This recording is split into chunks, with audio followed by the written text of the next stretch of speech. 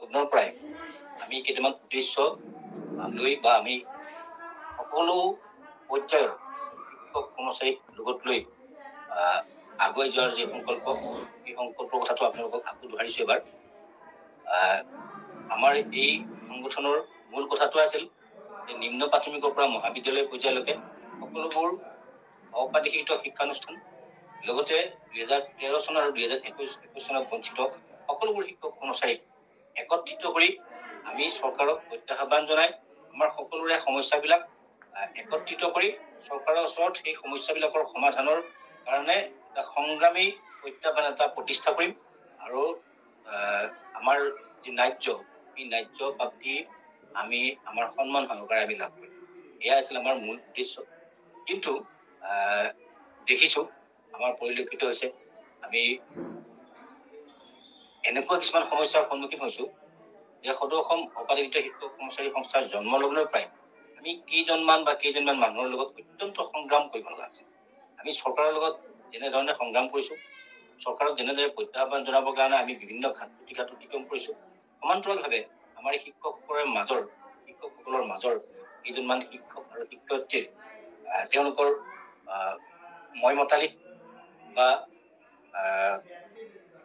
তেওঁলোকৰ যি পৃথকীকৰণ কৰা, বেলেগে এই শিক্ষকসকলক বেলেগকে ভাগ কৰা, এই যিবোৰ মনোভাৱ বা মনোবৃত্তি, এইবিলাক তেওঁলোকে প্ৰতিষ্ঠা কৰিবলৈ যাওঁতে আমি আমাৰ লক্ষ্যৰ পৰা বহুবাৰ আমি বিচলিত হ'ব লগা হৈছে। আপোনালোকে চাওক, 2022 চনৰ 20 অক্টোবৰৰ কথাটো মই আকৌ কৈছো, এই কথাষাৰ মই বহুদিন আগতেও কৈছো, আজিও কৈছো। 2022 চনৰ 20 অক্টোবৰৰ দিনাখন আমি যেতিয়া মাননীয় মুখ্যমন্ত্ৰী মহোদয়ৰ ওচৰলৈ গৈছিলো, তেতিয়া যিটো পৰিৱেশ, এই পৰিৱেশটো আছিল যে আমি সকলোবিলাক শিক্ষক কৰ্মচাৰী, সকলো পৰ্যায়ৰ শিক্ষক কৰ্মচাৰী আমি একত্ৰিত হৈছিলো।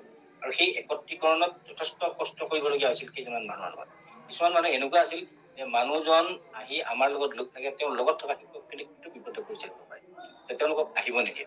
তেওঁ আহি ইয়াতে লগতো লৈ মিডিয়াৰ সন্মুখত ভাষণ দিয়ে, ডাঙৰ ভাষণ দিয়ে, আৰু আমাক কয় আহি যে আমাৰ লগৰখিনি নাহে, মইহে আহিছো।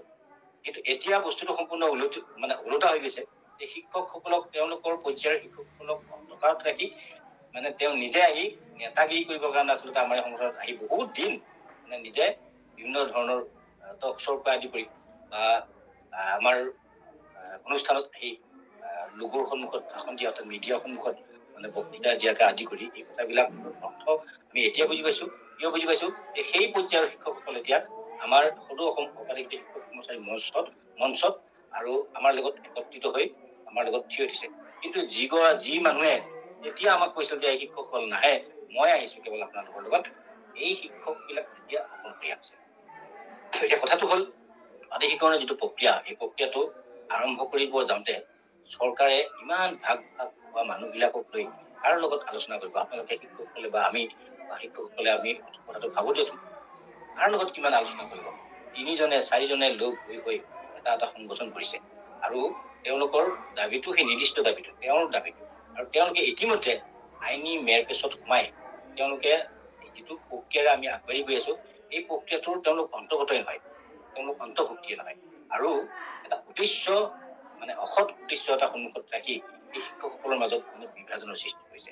এটা সংগঠনে তেওঁলোকে 120খন শিক্ষানুষ্ঠানে হাইকোৰ্টত এটা কেছ কৰি থৈ দিছে, আৰু তেওঁলোকে আমাৰ লগত নাহে, আমাৰ লগত আহিলেও কেতিয়াবা আমাৰ মাজত বিভাজন সৃষ্টি কৰিবলৈ আহে। আৰু আমি যেতিয়াই সদৌ অসম অপাৰেজিত শিক্ষক কৰ্মচাৰী সংস্থাই যেতিয়াই চৰকাৰ বা বিভাগৰ লগত আমি আলাপ আলোচনাৰ মাজেৰে আমি এটা অগ্ৰগতি পাওঁ, তেতিয়াই এই মানুহ কেইজনে শিক্ষক বা শিক্ষয়িত্ৰীৰ কথা কৈছো, স্বয়ম্ভূ নেতা বুলিয়ে কৈছো, এইবিলাকে কি কৰে, এই যিটো প্ৰক্ৰিয়া বা অগ্ৰগতিৰ যিটো অৱস্থা, এই অৱস্থাটোক বাধাগ্ৰস্ত কৰিবৰ কাৰণে তেওঁলোকে উঠি পৰি লাগে, দলে বলে উঠি পৰি লাগে। এই গোটেইবিলাক এই 3-4জনীয়া যিবিলাক সংগঠন আছে, এই সংগঠন বিলাক দৌৰা দৌৰি লাগে যে এতিয়া সদৌ অসম অপাৰেজিতৰ লগত সন্থাক চৰকাৰে মাতিলে, আলোচনা কৰিলে, সমস্যাটো সমাধান হব। তেওঁলোকে যি ৰাইজৰ পৰা ঠিকা লৈ থৈছিল, ৰাইজৰ পৰা ৰাইজৰ ওচৰত তেওঁৰ লগৰ যিখিনি মানুহক আগুৱা পাৰি তেওঁলোকক মেনিপুলেট কৰি তেওঁলোকৰ লগত ৰাখিছিল, এই মানুহখিনিক, অৰ্থাৎ আইনী আদালতৰে কথা কৈছো, তেনেকুৱা কথাবিলাকো কোনো সৰ্বসন্মত সিদ্ধান্ত নাছিল কাৰণে সকলোবিলাক মানুহ তেওঁৰ লগত নাই। 100-150 মানুহক লগত লৈ তেওঁলোকে আইনৰ ওচৰলৈ গৈছিল। এতিয়া দেখিছে যে আইনত তেওঁলোকৰ কোনো অগ্ৰগতি নাই বা আইনে তেওঁলোকক কোনো সিদ্ধান্ত দিব পৰা নাই। আৰু সিদ্ধান্ত দিলেও আপোনালোকে জানে যে আইনী প্ৰক্ৰিয়াটো এটা সম্পূৰ্ণ বেলেগ বস্তু আৰু চৰকাৰৰ লগত বুজা-পৰা কৰি আগবাঢ়ি যোৱাটো এটা বেলেগ বস্তু। আমি চৰকাৰৰ লগত বহুত আন্দোলন কৰিছো, সমান্তৰালভাৱে কিন্তু আমি আলোচনাৰ পোষকতা কৰি আছো, আলোচনা কৰি আছো। আমাৰ চৰকাৰখনৰ ওপৰত এটা আস্থা আৰু বিশ্বাস এটা আমি ৰাখিয়ে আমি আন্দোলন কৰি আছো। আৰু এনেকুৱাও যে কেতিয়াবা কিবা কাৰণত যদি আমি সফল হ'ব নোৱাৰো, তেতিয়াও মোৰ ক'বলগীয়া নাছিল, কাৰণ আমি এটা বিশ্বাস আছিল যে আমি আন্দোলন আৰু প্ৰত্যাহ্বানৰ যোগেদি আমাৰ সমস্যাটো সমাধান কৰিব বুলি আমাৰ এটা বিশ্বাস আছিল। আৰু বহু শিক্ষকে সেই বিশ্বাসটো এতিয়াও ৰাখি আছে। আৰু আপোনালোকে দেখিছে যে আমাৰ প্ৰাদেশিকৰণৰ যিটো বিষয়টো চৰকাৰে এই বছৰ বা এইবাৰ বিধানসভাৰ নিৰ্বাচনৰ আগে বা তাৰ আগতে যিকোনো এটা সময়ত সমাধান কৰাৰ কাৰণে ইতিমধ্যে চৰকাৰে চিন্তা চৰ্চা কৰিছে বুলি আমি জানিব পাৰিছো বা আমাক মাতি নি তেওঁলোকে ব্যক্তও কৰিছে। এতিয়া তাক প্ৰাদেশিকৰণ কৰিব, কেনে শিক্ষানুষ্ঠানখিনি কেনেধৰণে কৰিব, এই ক্লাব শিক্ষকসকল কেনেকুৱা প্ৰাদেশিকৰণ কৰিব, বঞ্চিত শিক্ষকসকলক, এনেকুৱা কোনো ধৰণৰ স্পষ্ট নীতি বা সিদ্ধান্ত এতিয়ালৈকে হোৱা নাই। এই কথাখিনিকে লৈ আমাৰ এই যিখিনি মানুহে সদায় এটা বিপৰীত মেৰুত অৱস্থান কৰে। আৰু আপোনালোকে জানে যে 2022 চনৰ 20 অক্টোবৰত একেই ঘটনা হৈছিল।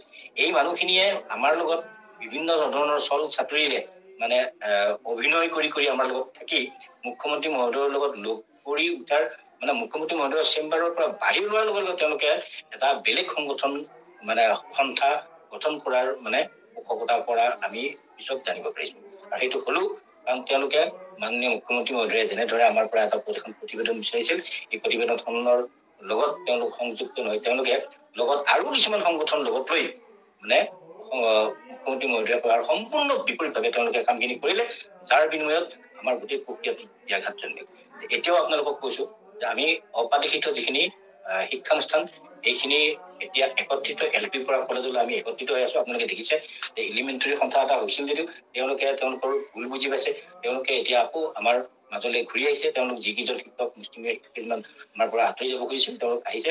আৰু মই আহ্বান কৰিম যে আপোনালোকৰ ড্ৰপ শিক্ষকসকলকো আজি মই স্পষ্টভাৱে কৈছো যে আপোনালোকেও নিজৰ মানে স্থিতিটো স্পষ্ট কৰক।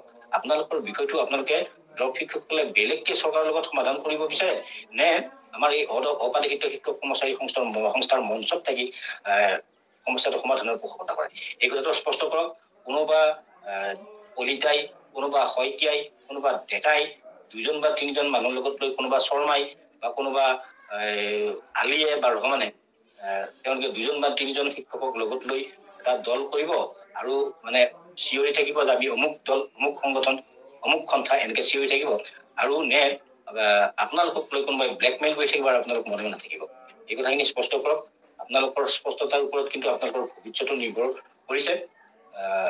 আপোনালোকে এই কথাখিনি, মই এই ভিডিঅ'টো এইকাৰণে বনালো যাতে গোটেই কামখিনি সুচাৰু